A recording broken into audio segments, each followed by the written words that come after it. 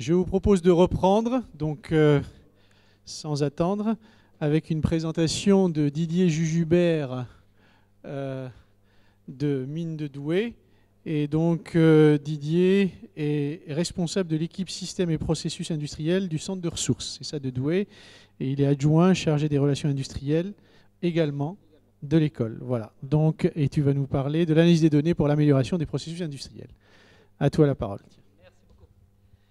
Oui, bonjour à tous. Oui, donc je vais vous présenter rapidement, comme on me l'a demandé, les travaux, donc l'un des thèmes des travaux réalisés par l'URIA, l'unité de recherche en informatique et automatique, qui est dirigée par le professeur Stéphane Lequeuch, donc, qui s'excuse et qui n'a pas pu être présent aujourd'hui. Ces travaux étant donc l'analyse de données pour l'amélioration des processus industriels. Le thème de recherche, c'est le suivi évolutif des systèmes complexes. Et les processus industriels sont des systèmes complexes, donc on va essayer de suivre donc, cette évolution. Alors pour cela, l'analyse des données donc, pour l'amélioration des processus, des procédés industriels, pardon, c'est de définir, de mesurer, d'analyser, d'améliorer et de contrôler. Et puis on arrive donc dans la fameuse boucle que tout le monde connaît et que je ne vais pas expliquer pour avancer un peu plus vite. Donc le but est de garantir une grande variabilité dans une plage très acceptable. Alors là, on a ici une belle loi que tout le monde reconnaît aussi, une loi de Gauss, donc avec la famille 3 sigma. Ce qu'on veut, c'est arriver à 6 sigma pour avoir des défauts quasiment nuls. L'enjeu donc va être simple, c'est la mise au point de procédés plus rapides et garantis dans le temps. Donc permettre une meilleure adaptabilité donc, des réglages pour obtenir des points de fonctionnement idéaux, donc des économies d'énergie, de coûts et autres, on verra ça un peu plus tard, de réduire les délais de réglage et d'ajuster ces réglages, et enfin d'adapter le contrôle ou d'intervenir sur le procédé. Alors toute cette analyse de données, pourquoi? Parce que tous les procédés ne sont pas modélisables et on ne peut pas faire de modèle mathématique de tous les procédés. Certains procédés sont très très difficilement quantifiables. Pour cela, on va recueillir des données. On va soit surinstrumenter ces procédés, soit on va garantir, on va essayer d'avoir le maximum d'informations sur ces procédés. Et donc à partir de ces informations, on va essayer de faire plusieurs choses. On peut essayer d'optimiser le processus, donc afin de réduire les coûts, l'énergie, les matières consommables, les matières premières, les consommables et autres. On va essayer aussi d'améliorer les performances, faire le mieux avec ce que nous avons, et donc de la réduction de la variabilité de la qualité, qui est l'un des gros problèmes que l'on rencontre donc dans les procédés industriels. On va essayer aussi d'analyser les défauts, de voir les défaillances, donc la réduction des pertes, la minimisation des risques. On va regarder aussi, on pourrait regarder aussi l'analyse de la durée de vie et puis faire de la traçabilité. Donc cette analyse des données va nous permettre de faire tout ça, de faire 1 point, 2 points, 3 points, suivant les besoins donc, de l'industriel, suivant les besoins du procédé. Alors la démarche, elle est assez simple. Petit a, on va faire une identification. Ensuite, on va faire une classification dynamique. Et puis ensuite, on va faire donc diagnostic et suivi donc, de cette classification. Les besoins, donc, ça va être de comprendre les phénomènes complexes et de modéliser certains systèmes hybrides. Deuxièmement, donc, pour la classification, ça va être de caractériser les modes de fonctionnement, les comportements des classes et d'adapter les paramètres des modèles de comportement. Donc, on peut, dans ces cas-là, même ne pas connaître les classes au démarrage et on va découvrir un peu ces classes, on va découvrir ces modes de fonctionnement au fur et à mesure donc, du traitement des données. Et enfin, le diagnostic et le suivi, ça va être de détecter et de suivre les changements de mode, de suivre les comportements. Alors que ces changements soient brusques, dans ce cas-là, c'est assez simple, mais ça peut être des changements très très lents. Et à partir de quel moment on va dire je suis dans un autre mode, ou je suis dans un défaut, ou je suis dans un état qui n'est pas connu pour l'instant. Et puis de pronostiquer surtout les modes et les comportements futurs. On a un système qui dérive, il va dériver comme ça à quelle vitesse, il va dériver dans combien de temps, et jusqu'où il va aller. On va essayer d'arrêter avant qu'il y ait casse du système ou destruction du procédé. Alors pour cela, les motivations, ça va être l'extraction des paramètres caractérisant le comportement et la dynamique du procédé à partir des données entrées-sorties. Alors on aurait pu travailler sur les données d'entrée-sortie. Le problème étant que ces données d'entrée-sortie, elles sont très variables. Elles dépendent d'un tas de paramètres qui peuvent être des grandeurs mesurables ou non mesurables d'ailleurs. Pour cela, donc, on va s'affranchir de ce problème des entrées-sorties en essayant de trouver des invariants, quel que soit le mode ou quelle que soit l'évolution du système. Et on va essayer donc de caractériser ces invariants et de travailler avec ces invariants. L'intérêt de ces invariants, c'est qu'ils sont insensibles aux conditions d'entrée et d'exploitation définies par l'utilisateur. Par contre, ils vont être sensibles aux dégradations et aux dérives de fonctionnement. À partir de là, donc, à l'aide de techniques d'identification des systèmes de commutation, donc des algorithmes d'identification par modèle d'état commutant, des algorithmes d'identification récursive, des techniques basées sur l'optimisation sparse ou les approches ensemblistes donc pour l'estimation de paramétrique, on va réussir à classifier et à définir donc, et à identifier un peu tous ces systèmes. Alors, voici quelques exemples, je vais passer rapidement. On a l'exemple ici d'un système PWA. Et ce qu'on veut, donc, c'est déterminer en permanence les états d'estimation, donc θ, en fonction d'un paramètre tauté. Donc, et suivant les différents états tautés, on va trouver les différentes classes. Chaque classe étant calculée par rapport à la distance, par rapport au plan hyperbar qui se trouve là, et puis par rapport à la distance avec les éléments adjacents. À partir de là, donc, il y aura une affectation des données dans les différentes classes. Et puis, on va essayer ensuite de trouver les frontières de ces classes pour définir des modes de fonctionnement particuliers. Ces modes de fonctionnement, si on a donc d'expérience métier, on va pouvoir les associer donc à des modes de fonctionnement réels. Dans certains cas, c'est faisable. Dans certains cas, ce n'est pas faisable. Et on va essayer de définir autrement. Deuxième partie, donc une fois qu'on a identifié, c'est de diagnostiquer et de suivre un peu l'évolution de ce système. Alors, les motivations, c'est construire des modèles de défauts et des indicateurs de dérive basés sur les données. En effet, on va voir un peu ces indicateurs. Ces indicateurs vont évoluer dans le temps. Et ce qu'on veut nous mesurer, c'est de mesurer un peu la dérive de ces indicateurs et de modéliser un peu cette dérive. On va détecter et suivre les changements de mode et donc les comportements pour les systèmes complexes pour lesquels peu de connaissances a priori sont disponibles. En effet, ces systèmes, comme je l'ai dit tout à l'heure en introduction, on ne sait pas les modéliser, on les connaît très très peu. Principalement, nous on a travaillé sur des systèmes biologiques qui sont très difficilement prévisibles. Et à partir de là, on va regarder un peu comment on peut trouver ces points particuliers. Et enfin, dernier point, on va pronostiquer les modes et les comportements futurs en se basant sur la connaissance passée donc, de ce système. Les méthodes utilisées, des méthodes très classiques, méthodes de classification dynamique ou des méthodes de prédiction temporelle. Alors, diagnostic et pronostic, donc l'architecture proposée est la suivante. On a un système, ce système est supervisé. À partir donc, de là, on va définir donc, des classes, donc on va classer nos éléments. Et puis, on va regarder un petit peu, quand un nouveau mode arrive, quand un nouveau point de fonctionnement arrive, comment va évoluer donc, ce point.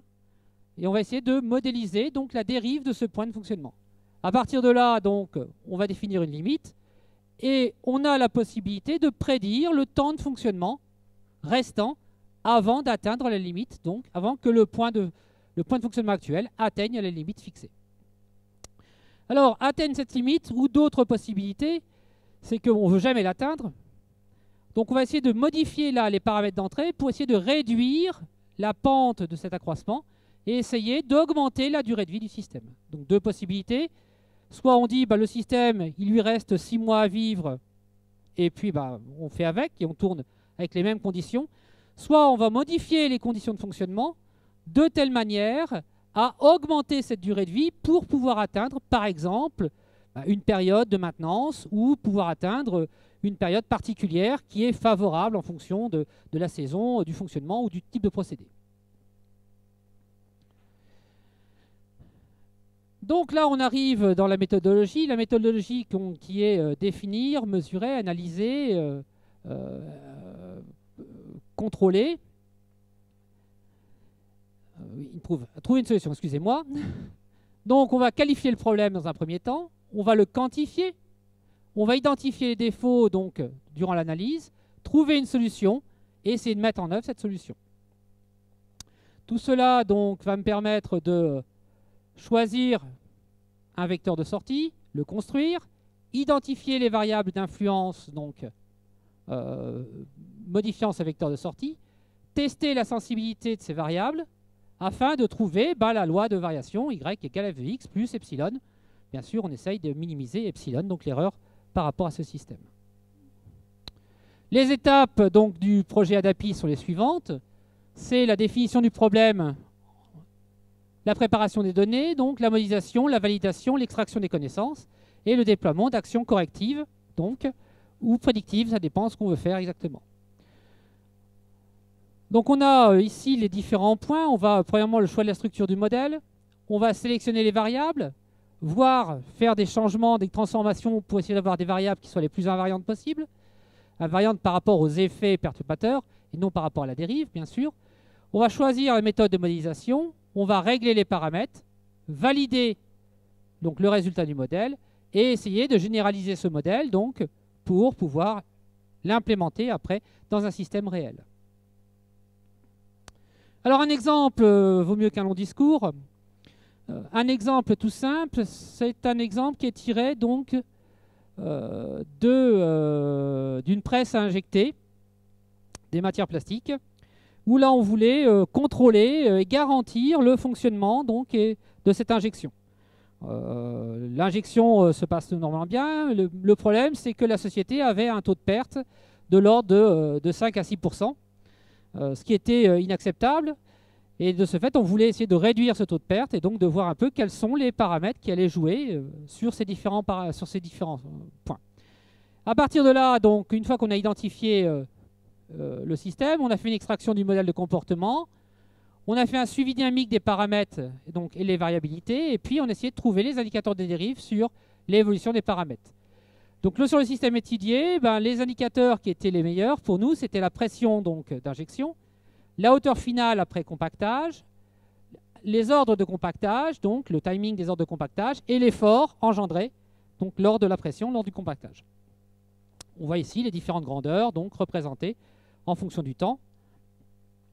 Et donc à partir de là, on va essayer d'identifier dans quel cas on a un résultat correct, dans quel cas on a un résultat incorrect, et pour essayer de prédire pendant l'injection si ce que l'on va obtenir sera bon ou sera mauvais. Pour cela, donc, à partir du procédé, on a caractérisé les dégradations. Donc, on a mesuré la pression par cycle, on a modélisé. De la modélisation, on a extrait donc, des paramètres dynamiques, nos fameux invariants. On a classifié et suivi ces paramètres en fonction donc, de l'état du cycle courant et d'un indicateur donc, de qualité de dégradation du résultat, donc suivi du résultat de l'injection. Excusez-moi. Donc modélisation pour le suivi, détermination de la structure du modèle, nombre de paramètres dynamiques et la mise en place d'un espace de décision pour le suivi. Alors espace de décision très simple puisqu'on a voulu pouvoir le représenter. Et l'espace donc de décision, l'estimation du modèle, l'espace de décision est un espace donc où on a obtenu 6 paramètres et on a essayé donc de modéliser et de voir l'évolution de ces 6 paramètres dans le temps. Donc vous les avez ici. Et donc, à un instant, à un cycle donné, donc ici vous avez le nombre de cycles, 8000 cycles, on a l'estimation de ces 6 paramètres de nos invariants, donc, qui ont été obtenus par une méthode toute simple de 2 moindre carré. À partir de là, donc, on a un mode normal au départ, généralement au démarrage, où la pièce est bonne, tout va bien. Et puis, ce mode, il va évoluer, et on a une dérive de ce mode. Mais cette dérive, elle est lente. C'est pas immédiat, on ne passe pas de bon à mauvais immédiatement. Et donc, on va suivre cette dérive jusqu'à un moment, alerter le système et dire attention, on va avoir des pièces qui vont être mauvaises. Donc, il y a un souci, il faut corriger. Le but étant de dire, oui, mais à quel moment je passe de quelque chose qui est bleu, qui est bon, à quelque chose qui est rouge, qui n'est pas bon, qui est anormal. Donc ça a été réalisé donc, par l'équipe grâce à un algorithme spécifique qui est dédié à la classification de données dynamiques, dont vous avez ici une représentation schématique avec donc, la classification, la fusion et puis l'évaluation. Et puis à partir de là, on a les éléments des classes et tous les éléments qui ne sont pas dans les classes sont rejetés et sont réinjectés directement. Alors ils sont rejetés, pourquoi ils sont rejetés? Parce qu'ils font peut-être partie d'une autre classe. Ils font peut-être partie d'une autre classe, donc, et on va essayer de créer ces classes au fur et à mesure, ou ces modes de fonctionnement. Alors j'avance, voilà. Et donc là, à partir de là, avec des techniques standards de diagnostic et de suivi, on va détecter les dérives donc, de nos éléments, de nos paramètres, et on va voir ici, par exemple, qu'un point de fonctionnement va dériver.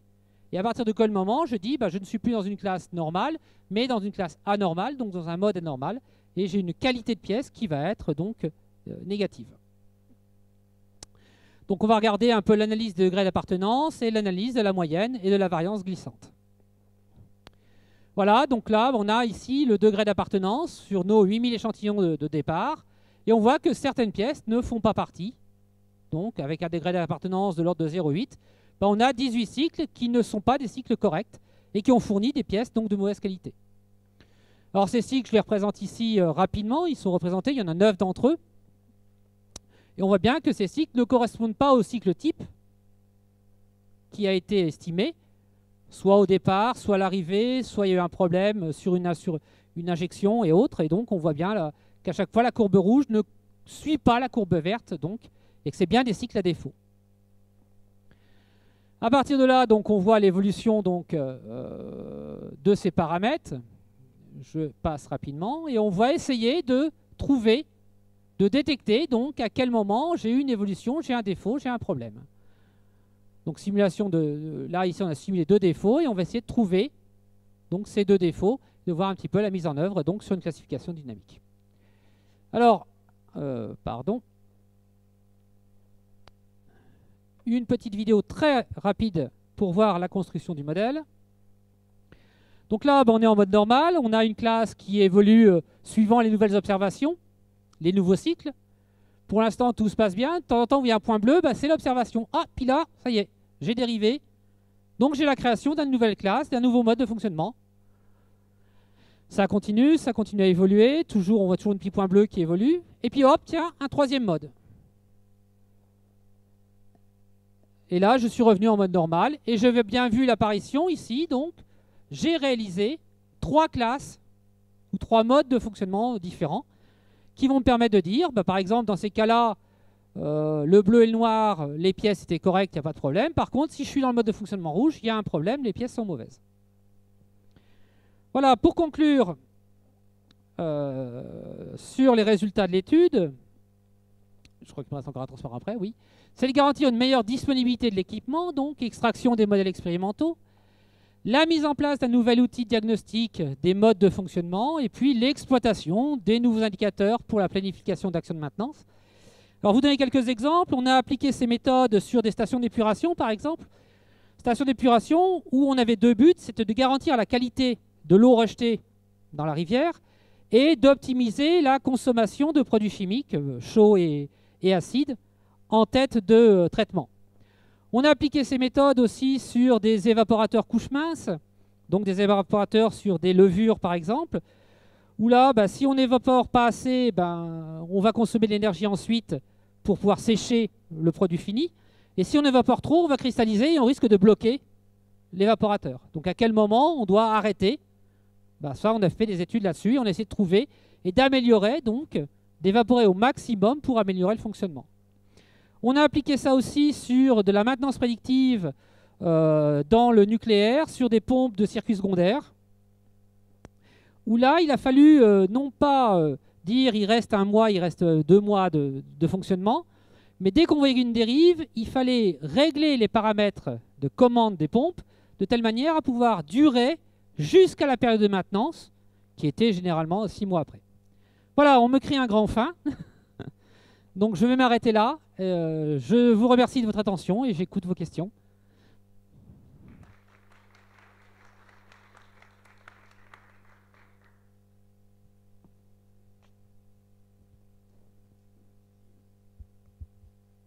Est-ce qu'il y a des questions?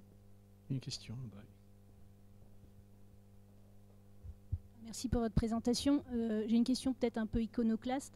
Vous parliez de l'analyse de la durée de vie Mais par exemple, quand on parle d'obsolescence programmée pour certains produits grand public, est-ce que ça veut dire qu'on peut utiliser ces méthodes à l'inverse, c'est-à-dire pour programmer l'obsolescence plutôt que d'améliorer la durée de vie? Est-ce que c'est envisageable ça? Est-ce que ça... Alors, sur un produit, l'obsolescence d'un produit, je ne sais pas. Je pense que ça devrait être applicable, mais j'en suis pas convaincu.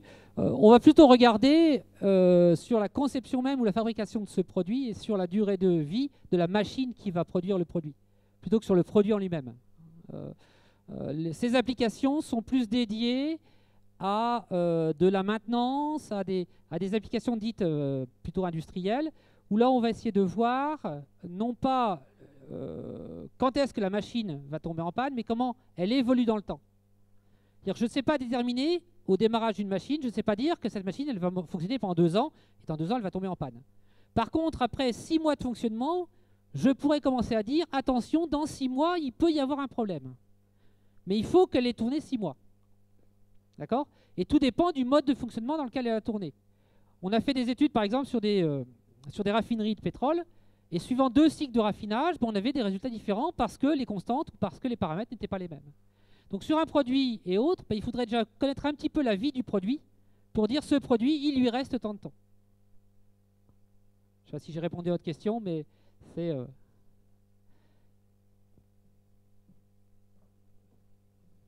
Oui.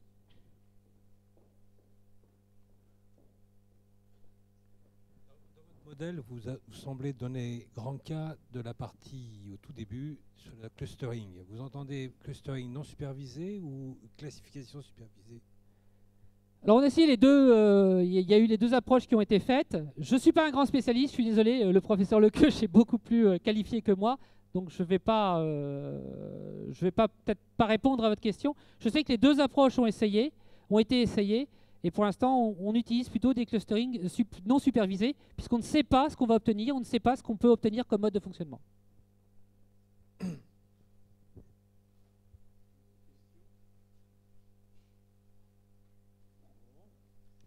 pas d'autres questions, eh bien on remercie Didier. Merci beaucoup.